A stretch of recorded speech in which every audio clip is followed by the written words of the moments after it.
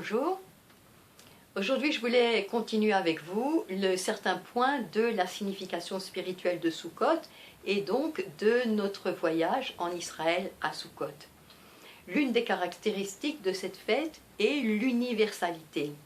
Alors que, par exemple, à la fête de Pessah, tous les jours de Pessah étaient offerts au temple le même nombre de sacrifices. À la fête de Sukkot était offert un nombre décroissant de sacrifices. Le premier jour était offert 13 bœufs, le deuxième 12, etc., de façon décroissante jusqu'à ce que la totalité des bœufs offerts était 70. Et donc cela signifiait que l'on associait à cette fête toutes les nations et que le peuple juif priait pour le bonheur de toutes les nations et la bénédiction de toutes les nations, puisque comme nous l'expliquait l'autre jour Chaim Weissman à un cours, 70, lorsque l'on dit 70, ça veut dire la totalité qu'on ne peut compter. Et donc nous prions pour le bonheur et la bénédiction de la totalité des nations et de toute l'humanité. Et un autre nom de cette fête, c'est Chag HaSif, c'est la fête des engrangements, parce que c'était à la période où on engrangeait la récolte avant les pluies, et la souka est faite, le toit est fait avec des végétaux qui venaient de la moisson, puisque à cette époque en plus, la plus grande partie du peuple était des paysans.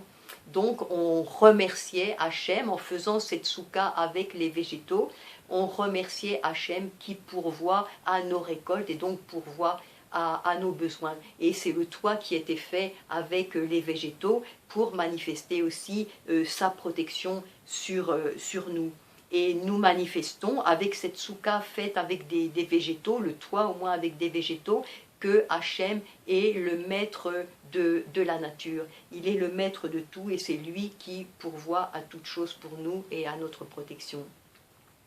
Et une autre chose, un autre nom aussi, c'est Sukkot est appelé aussi Sman Simchatenu, c'est le temps de notre joie.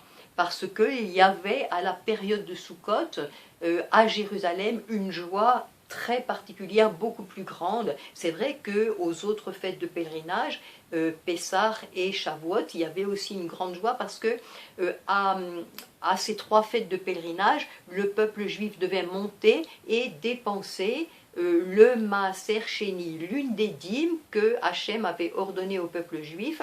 Le Maaser Sheni devait être dépensé à Jérusalem.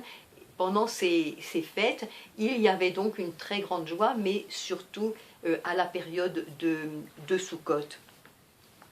Et Chaim donc nous parlait récemment à propos de ces dîmes du Maaser, du texte de Deutéronome 14, 22, où Hachem ordonne au peuple juif, vous devez prélever le 10e de votre champ.